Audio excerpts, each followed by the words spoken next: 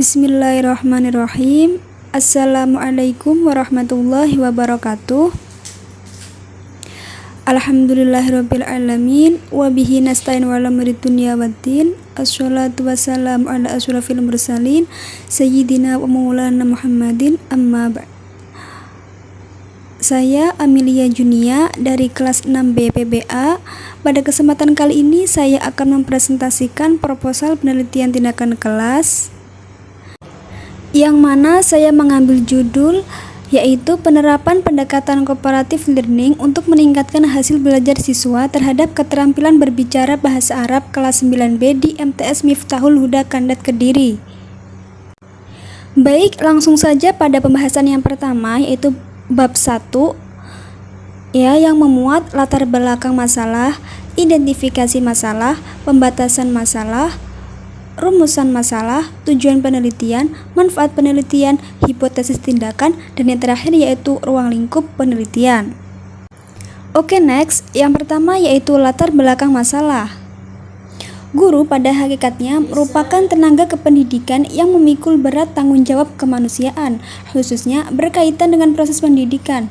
Pembelajaran merupakan suatu sistem yang terdiri dari berbagai komponen yang saling berhubungan satu dengan yang lain secara komprehensif, sedangkan belajar adalah proses interaktif terhadap semua situasi yang ada di sekitar individu. Dalam proses belajar mengajar, pemilihan dan penggunaan metode yang tepat dalam menyajikan suatu materi dapat membantu siswa dalam mengetahui serta memahami segala sesuatu yang disajikan guru, sehingga melalui tes hasil belajar dapat diketahui peningkatan prestasi belajar siswa. Salah satu metode pembelajaran yang melibatkan siswa secara aktif yaitu metode cooperative learning.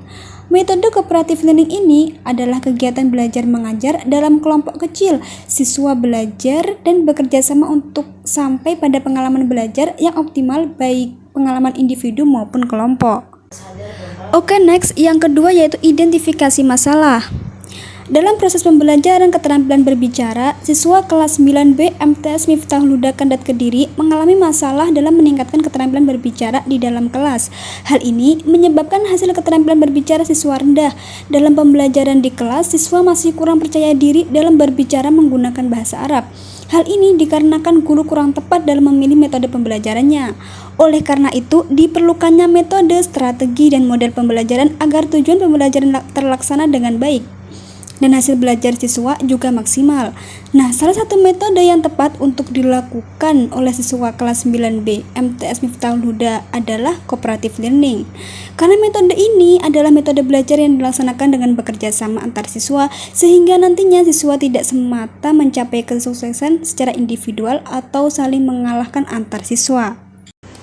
Oke, next. Yang ketiga yaitu pembatasan masalah. Agar penelitian terarah dan dapat mencapai sasaran, maka perlu adanya batasan masalah dalam penelitian ini, yaitu meliputi yang pertama, penelitian ditekankan pada kinerja guru dalam menerapkan model pembelajaran yang ada dalam RPP yang ia buat. Yang kedua, penelitian ini dilaksanakan pada proses pembelajaran oleh tenaga pengajar. Yang ketiga, penelitian ini dilakukan di kelas 9B MTS Miftahul Huda Kandat Kediri. Yang keempat, implementasi konsep penelitian pada materi berbicara kelas 9B MTS Miftahul Huda Kandat Kediri. Oke, next. Selanjutnya yaitu rumusan masalah. Nah, adapun rumusan masalah dalam penelitian ini yaitu apakah penerapan pendekatan cooperative learning efektif meningkatkan keterampilan berbicara bahasa Arab dengan baik terhadap siswa kelas 9B di MTS Miftahul Huda Kandat. Nah, untuk selanjutnya yaitu tujuan penelitian.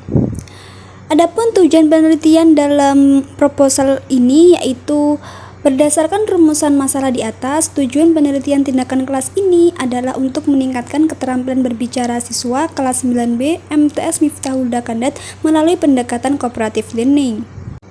Oke, next. Selanjutnya yaitu manfaat penelitian.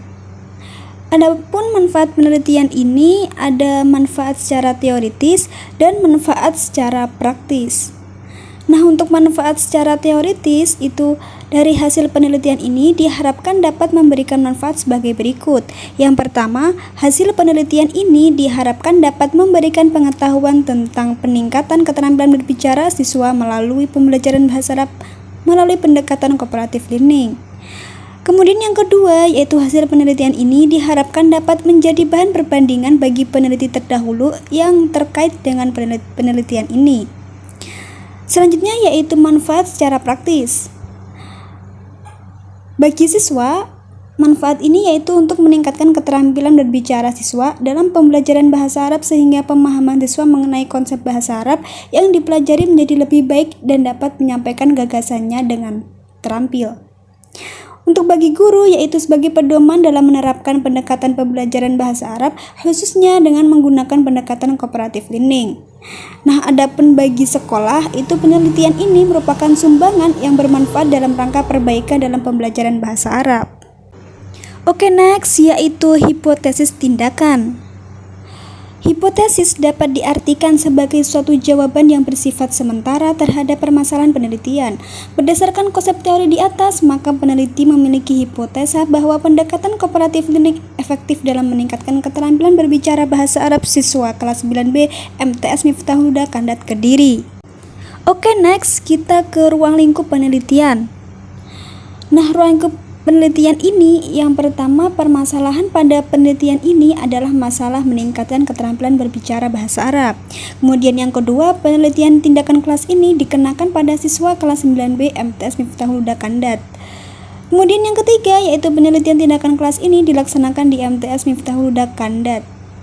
Dan yang terakhir yang keempat yaitu dalam penelitian ini dilaksanakan pada semester genap tahun ajaran 2021 atau 2022 selama 3 bulan. Beranjak pada bab 2. Nah, pada bab 2 ini ada 4 materi pembelajaran. Yang pertama, pengertian cooperative learning. Yang kedua, teknik belajar dalam cooperative learning. Yang ketiga, keterampilan berbicara atau maharoh kalam. Dan yang terakhir yang keempat yaitu langkah-langkah pembelajaran cooperative learning. Oke, next. Yang pertama yaitu pengertian cooperative learning. Kooperatif berasal dari kata kooperatif yang artinya mengerjakan sesuatu secara bersama-sama dengan saling membantu satu sama lainnya sebagai satu kelompok atau satu tim. Nah, sedangkan learning yang dalam bahasa Indonesianya disebut dengan pembelajaran. Nah, pembelajaran itu sendiri merupakan upaya yang dilakukan untuk membantu seseorang atau sekelompok yang sedemikian rupa dengan maksud supaya di samping tercipta proses belajar juga sekaligus supaya proses belajar menjadi lebih efisien dan efektif. Cooperative learning adalah model pembelajaran dengan memberikan tugas kepada siswa yang lebih pandai dalam sebuah kelompok kecil yang hasilnya akan dipresentasikan kepada kelompok lain di dalam kelas. Ada juga yang menyebutkan bahwa cooperative learning adalah metode pembelajaran dengan prinsip belajar untuk sukses bersama. Cooperative learning biasa disebut dengan tutorial teman sebaya. Nah, artinya metode pembelajaran yang dilakukan dengan melibatkan siswa untuk saling membantu siswa yang lainnya. Cooperative learning ini sebagai salah satu alternatif metode pembelajaran yang dapat dijadikan pilihan bagi para pendidik mulai jenjang pendidikan dasar sampai pendidikan tinggi. Oke, next kita beralih ke teknik belajar cooperative learning. Berikut beberapa teknik belajar dalam cooperative learning. Yang pertama yaitu START. Pada teknik ini, dalam satu kelompok siswa terdiri dari 4-5 orang yang heterogen. Anggota tim menggunakan lembar kegiatan atau perangkat pembelajaran lain untuk menuntaskan materi dan kemudian saling membantu satu sama lain untuk memahami bahan pelajaran melalui tutorial, kuis, atau diskusi. Kemudian yang kedua itu jigsaw. Pada teknik ini digunakan dalam pembelajaran membaca, menulis, mendengarkan, ataupun berbicara. Teknik ini menggabungkan keempatnya. Teknik ini juga dapat digunakan dalam beberapa mata pelajaran seperti ilmu pengetahuan alam, ilmu pengetahuan sosial, matematika, agama, dan bahasa. Kemudian yang ketiga yaitu group investigation atau investigasi kelompok. Dalam investigasi kelompok, guru membagi siswa dalam beberapa kelompok yang anggotanya heterogen. Selanjutnya, siswa memilih topik untuk diselidiki dan kemudian menyiapkan serta mempresentasikan laporannya kepada seluruh kelas. Oke, next kita ke keterampilan berbicara atau maharoh kalam. Berbicara adalah sesuatu kegiatan yang penting dalam kehidupan manusia, karena berbicara adalah salah satu cara manusia dalam menyampaikan keinginan atau gagasan yang dipikirkan.